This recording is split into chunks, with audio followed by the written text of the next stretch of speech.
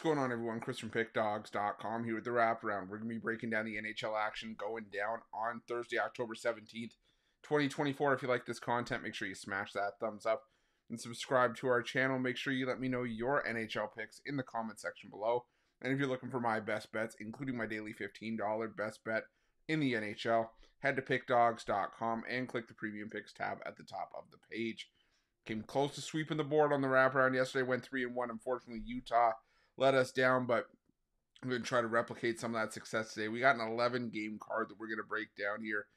Try to find our value spots. This is one of the tighter cards I've seen, even going back to last year when we started the Wraparound. There's a lot of tricky spots here, some landmines that we got to avoid, but so I'm going to try to do my best to help you guys get through it. So let's not wait any longer. You know the drill. You ready?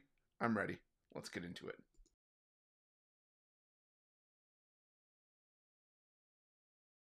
Our first game comes to us from the Capital One Arena, where the Washington Capitals take on the Dallas Stars. And I'll give the Washington Capitals their credit. They looked pretty good against the Vegas Golden Knights in getting the win at home in their last game. But realistically, this is a Washington Capitals team for me that's going to be focusing on the Alex Ovechkin goal chase and just trying to be consistent offensively. And I just don't know if I can trust them to do that. The Dallas Stars continue to be one of the most defensive defensive-minded, and just overall balanced teams in the NHL. They've only allowed 2 goals in their last 3 games. Now, granted, it came against the Sharks, the Kraken, and the Islanders all at home, but still looked decent in their lone road game against the Nashville Predators. You know, and head-to-head, I mean, this series has been all Dallas. 23 wins in the last 30 meetings, including 11 wins in the last 12 meetings in Washington. Yeah, I'm gonna go with the Dallas Stars in this one at a reasonable price.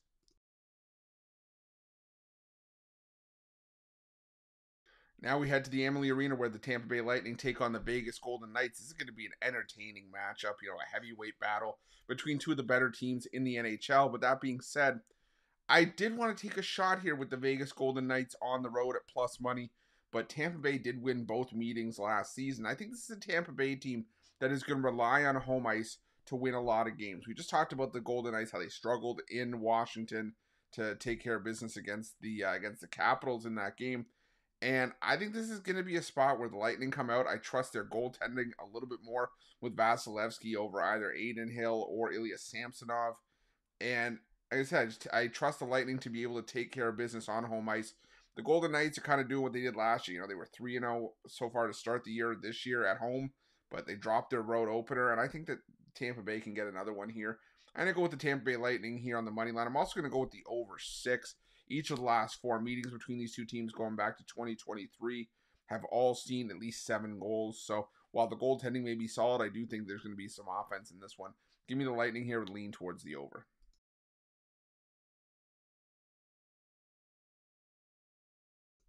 Now we're heading to the Nationwide Arena, where the Columbus Blue Jackets take on the Buffalo Sabres. And this is one of those first couple landmines that I was talking about. I think it's just trying to navigate which side to be on here. I think for me, at least on the surface, it was tempting to see the Columbus Blue Jackets as a home dog against a Buffalo Sabres team on the second half of a back-to-back. However, I do think that the line is kind of telling us where I think we need to be in this game. The fact that the Buffalo Sabres have clearly found their offensive groove after struggling in those Europe games and then struggling in their true home opener. Scored 5 goals in back-to-back games, and now you take on a Columbus team that's had issues keeping the puck out of the net in their last few games. I mean, they haven't allowed less than 3 goals in a game this season. They gave up 4 goals in back-to-back games, and Buffalo started Ukko-Pekka Luukkonen on Wednesday, so I expect Devin Levy to get the start here, and he has been the Sabres' most trustworthy goaltender for the last year or so. So give me the Buffalo Sabres in this one. I know being on the second half of the back-to-back, not ideal. This isn't a game I'm necessarily rushing to bet, but I'll stick with the Sabres here on the road.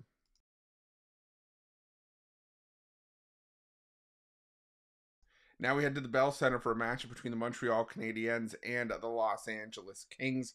And with regards to the Los Angeles Kings, I think that the defensive issues are now justified. I mean, it's a team that's given up 14 goals in their last 2 games to Ottawa and Toronto. And while Montreal not necessarily a team that's known for their goal scoring prowess, they have scored at least 3 goals in 3 straight games. So I think that Montreal is going to be able to do some damage here against the LA team that is on the second half of the back-to-back here. It's going to be interesting to see what they do with the goalie situation, considering Phoenix Copley and David Riddick both saw action in the Toronto game. But on the other side, Montreal, whether it's Caden Primo or Sam Montembeault got roughed up for the first time this season in his last start, gave up 5 goals against the Penguins. And I still think LA can do some damage as well. So for me in this one, I only look at the over 6 because I just, like I said, don't trust either one of these teams defensively in this one, especially LA. So give me the over 6 in this one.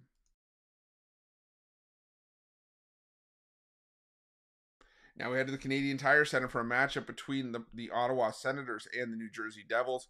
And again, another tricky matchup where, I could see the case to be made for Ottawa at home. This is an Ottawa team that many people are still expecting to improve. I mean, they just scored 8 goals in their last game against the LA Kings, but also gave up 7 on the other side. And part of that was also because we didn't see Linus Ullmark in that game. It was a mix of Anton Forsberg and Mads Søgaard. So if you see Ullmark here, maybe Ullmark gets the start, but Ullmark also gave up 4 goals to Montreal in his last start. And the New Jersey Devils, for as much as I haven't been able to back this team or felt like I've been able to back them this season, it's a team with a solid lineup that can put some pucks in the net. 3+ goals in 4 of their 6 games so far this season. But do I really trust New Jersey? I don't. I think they're the lesser of 2 evils here, to be honest. I want to say I trust them, but not enough to run to the window to bet it. I do lean towards the Devils because I do think that you see Jacob Markstrom here.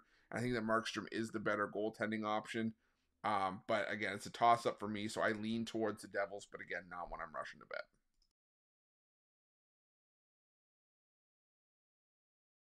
Now we're going to the Amerant Bank Arena where the Florida Panthers take on the Vancouver Canucks.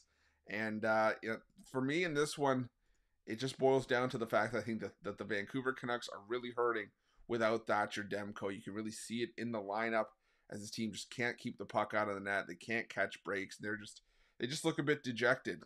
They were close in their first couple games of the season. First, they fell apart against Calgary, and then they fell apart against Philadelphia before going out on the road and then getting trucked by Tampa Bay. And it doesn't get any easier here against a Florida team that I think is starting to find their groove again. They avoided the letdown that happened the first time they played Boston this season. They came out and they got the job done against Columbus, even though Columbus did make things fairly interesting in that game. But I still just think that we're getting a great price with the defending Stanley Cup champions against the Vancouver Canucks team that just looks lost without their starting goaltender. And even then, Thatcher Demko, he was solid last season, but he wasn't a world beater. So for this team to really having some issues, I think there's something else at play here. So I'm going to go with the Panthers at the coin flip price.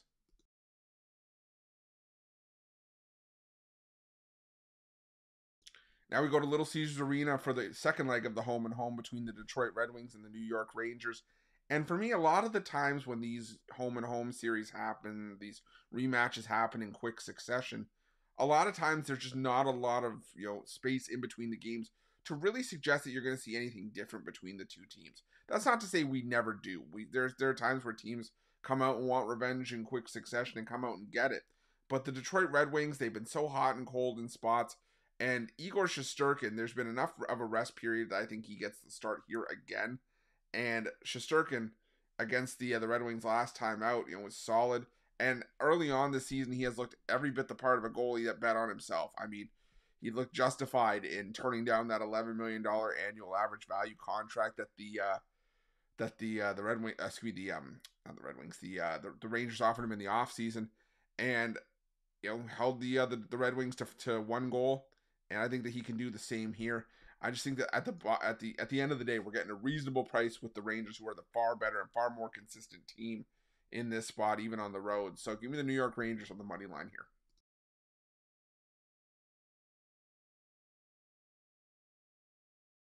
Now we head to the Enterprise Center for this matchup between the St. Louis Blues and the New York Islanders.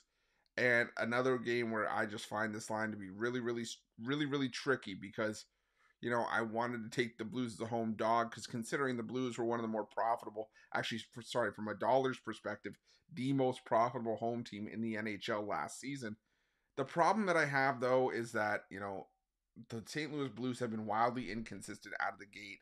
And it just makes it hard to really back them with any sort of confidence the New York Islanders started to find themselves in that last game. They finally made the switch to Ilya Sorokin, and it paid dividends for the Islanders as they were able to beat up on the Colorado Avalanche 6-2. Maybe that was because the Avs have more defensive issues than they're letting on, but I'm not going to say the Blues don't either. I mean, Joe Hofer or Jordan Binnington, whoever's been getting the start lately, usually being good to give up at least 3 or 4 goals in the start. So for me in this one, I'm going to go with the line. I'm going to go with the New York Islanders on the road in this one, but again, it's just a lean for me in this one.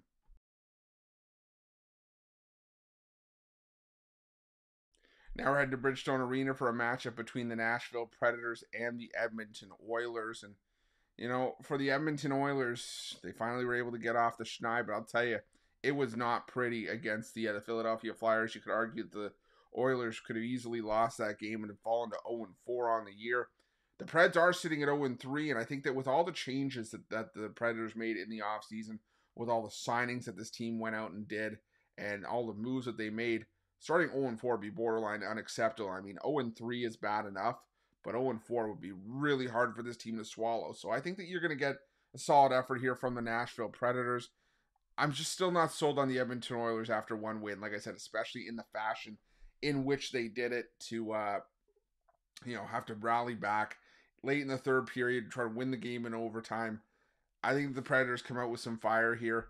I'm also going to go with the over because right now I don't know if I can trust either one of these teams defensively, but I still think the Predators can get the job done here at the coin flip price. So taking the Predators here, lean towards the over 6.5 as well.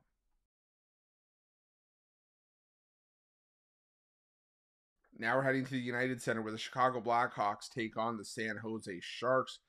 And I get it. It's the Blackhawks home opener. They won 23 games overall last season, and 15 of those came at home. The problem for me, though, with this price is that, A, it's the Chicago Blackhawks laying -190, and B, if it wasn't for a win over an Oilers team that was clearly in a Stanley Cup hangover, these would be two teams that would both be winless coming into this game. And I can't lay that kind of price with the Blackhawks as a winless or even a one-win team.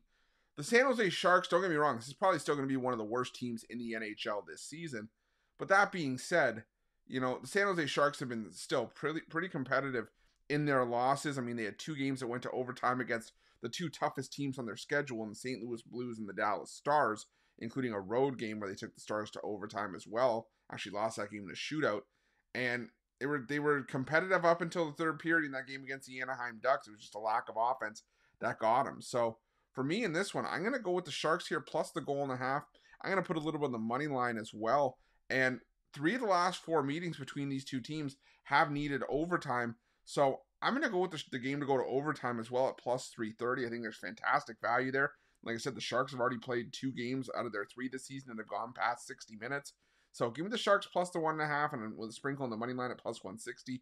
And this game to go to overtime at plus 330.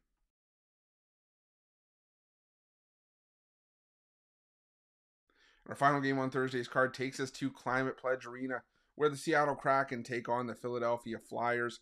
And I went back and forth on this game because, again, another game where I wanted to take the plus money with, a team like the Flyers who've been able to provide some value early on this season. But I still ended up landing on the Seattle Kraken because I do trust Seattle's goaltending slightly more, especially if it's Joey Decord and Samuel Ersson going here. Ersson, had a chance to, help the Flyers beat the Oilers, and unfortunately they let it slip. And, I think Seattle could take advantage. Joey Decord has been absolutely outstanding for the Kraken early on this season, instilling himself as the number 1 goalie in that group, in my opinion. And, I mean, the Flyers, they've given up a combined 9 goals from their goaltending in the last 2 games. They gave up an empty netter as well, but I still think Seattle can break through here. And head-to-head between these two teams, the home team has won each of the last 3 meetings, including both meetings last season, obviously. So give me the Seattle Kraken here at -137. That's it. That's all the NHL action for Thursday, October 17th, 2024. Again, if you like this content, make sure you smash that thumbs up. Subscribe to our channel. Make sure that you let me know your NHL picks in the comment section below. And if you're looking for my best bets, the games I love, including my daily $15 best bet, this one's from the NHL today, head to pickdawgz.com, click the premium picks tab at the top of the page. Got lots of action on the board, especially coming up this weekend from college football, from the NFL. So this is a great time to hop on long term. You can get all my NHL plays and my NFL play for today, Thursday. You can also jump on and get Friday's action. There's going to be some action on Friday's card.